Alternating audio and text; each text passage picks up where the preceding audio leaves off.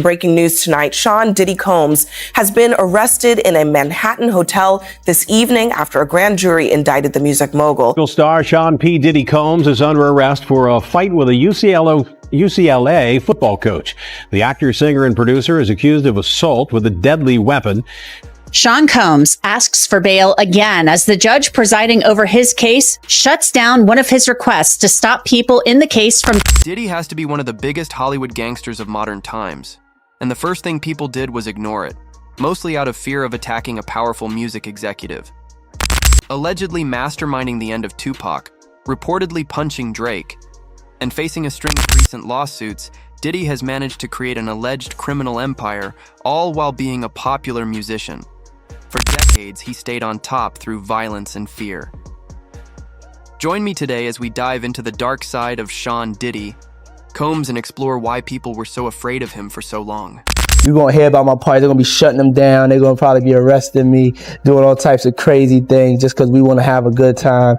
To understand Diddy, we need to go back to the very beginning. Even though the stories and allegations about what he's done are just now coming to light, many people in the industry have long warned others to stay away from him. Diddy was born and raised in Harlem. His mother was a model and teacher's assistant, while his father served in the U.S. Air Force. From an early age, Diddy was connected to one of America's most notorious gangsters, Frank Lucas. Diddy's dad and Frank Lucas were close associates, and as a result, Diddy's father was tragically shot when Diddy was only 2 years old. Growing up without his father, Diddy faced extreme challenges. His mother was left to raise him and his sister with very little support, and they struggled to get by. But Diddy was resilient. He had big dreams and worked hard to achieve them. He excelled in school, which opened the door for him to attend Howard University. However, Diddy wasn't one to back down from a challenge. From a young age, he developed a competitive spirit. As we all know, life doesn't always go your way, and when things didn't go as planned for Diddy, he would get angry and frustrated. This earned him his nickname, Puff. I got my MTV out. Savage! I'm a savage! Oh! I'm a savage! Whatever I want, I'm going to get! Whatever I want, I have to get! Fast forward to 1990, and Diddy had already carved out a path for himself. He landed an internship at Uptown Records, where he worked as a talent director. During his time there, he played a key role in helping launch the careers of major artists like Mary J. Blige. Go to see tonight, Mary J. Blige and Father MC. And all put together by first this man in the middle here, and then he's passed it on to, I guess, his son, Protege. Yes, Puffy. Yes, tell me a little bit about this man and why you like working with him. Because, he's not intimidated by you, you know what I'm saying? He knows the importance of leaving a legacy behind. Because we need more adults out there that's going to teach the young, such as myself, and, basically leave a legacy behind, leave something behind. This path came naturally to Diddy because, while in college, he earned a reputation for throwing huge parties that attracted thousands of people. Scouting and entertaining talent was something that came easily to him. Your parties are the hottest ticket around. They won't even give me a permit for the parties, man. They don't want me to throw the parties no more. But we ain't gonna stop. We're gonna keep on having fun, bringing people together from all walks of life. At this point, it was clear that Diddy had his eyes set on becoming one of the biggest names in the entertainment industry, but little did anyone know the extreme lengths he was willing to go to achieve this goal. Ever since entering the business, Diddy had been surrounded by a cloud of scandal and allegations, but nothing ever stuck. He was just that good at covering his tracks. By 1995, Diddy was quickly becoming a big name in the industry. He made it a point to surround himself with people he could depend on. Back then, Diddy and Suge Knight were close friends until one night when Diddy and his crew from Bad Boy Records were out with Sugi's Death Row Records crew. They were celebrating musician Jermaine Dupri's birthday at the Platinum City Club when an argument broke out between Diddy's and Suge's people. The situation escalated to the point where the police had to escort Diddy and his crew out. Afterward, the police kept Suge's crew inside the club to avoid further disturbances. However, little did they know, Diddy and his crew had no intention of leaving. As Suge's people were getting into their limo, Diddy's crew circled back and, attacked them. In the chaos, One of Suga's friends, Jake Robel, was shot and passed away a week later from his injuries. When questioned by police, Diddy denied any involvement in the shooting, but Suge never believed him. This event marked the beginning of one of the biggest rap rivalries ever. Fast forward to 1998, and Diddy had developed a reputation as someone who wasn't happy when he didn't get his way. One example was his dissatisfaction with the production of Nas's Hate Me Now music video, in which Diddy appeared. In the video, Diddy was depicted as Jesus, wearing a crown of thorns and posing as if crucified on a cross. Initially, Diddy approved the final cut of the video, but he changed his mind before its release.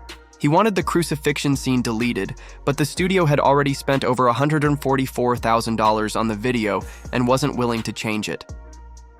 Nas's manager sent a copy of the approved video to MTV, which still included the scene Diddy wanted removed.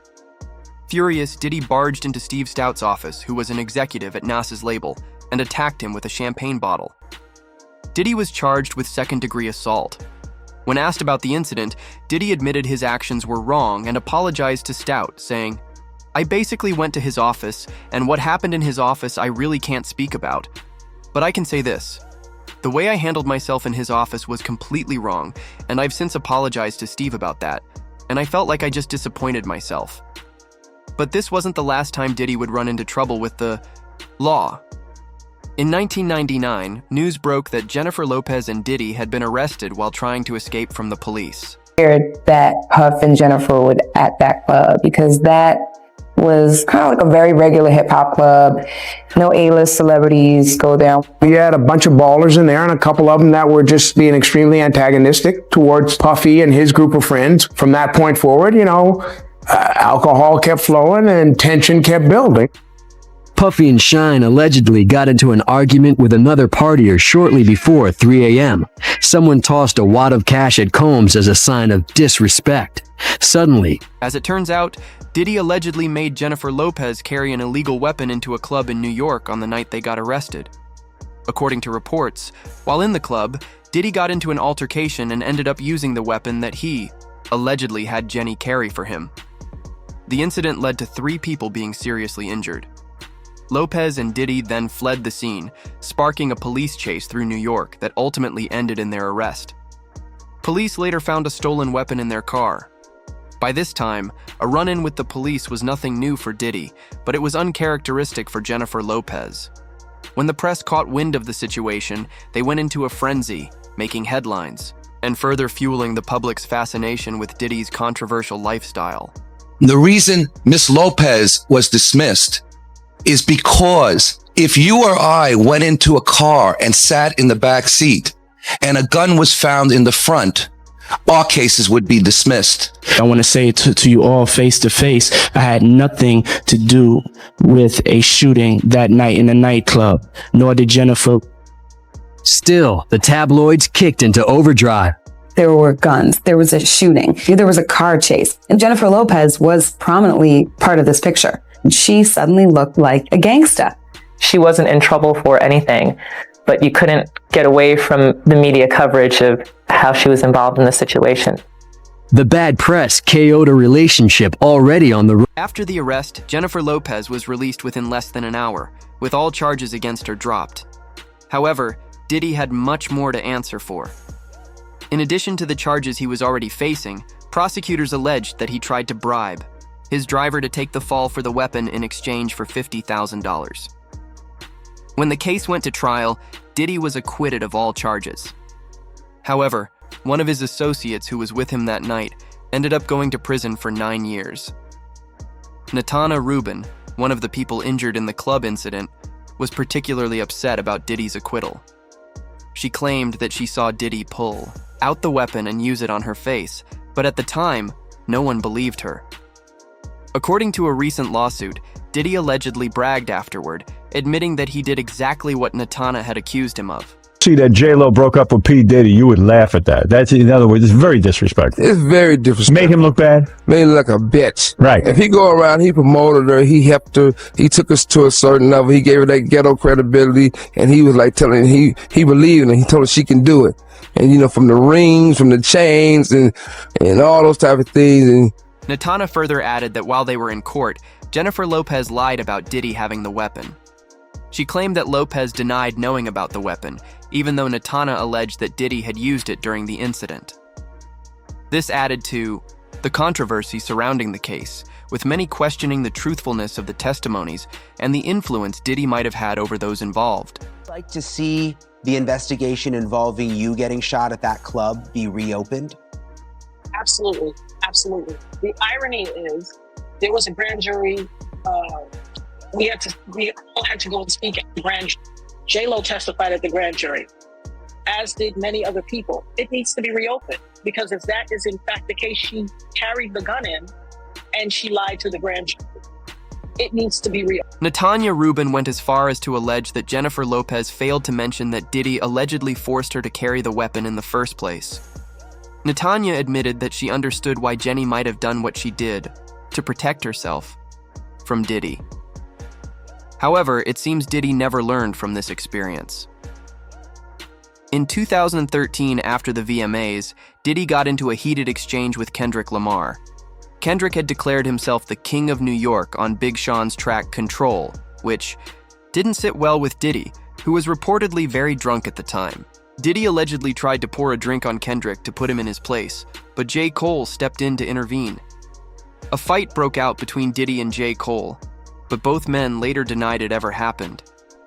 However, J. Cole referenced the incident in his 2021 song Let Go My Hand, saying, "My last scrap was with Puff Daddy.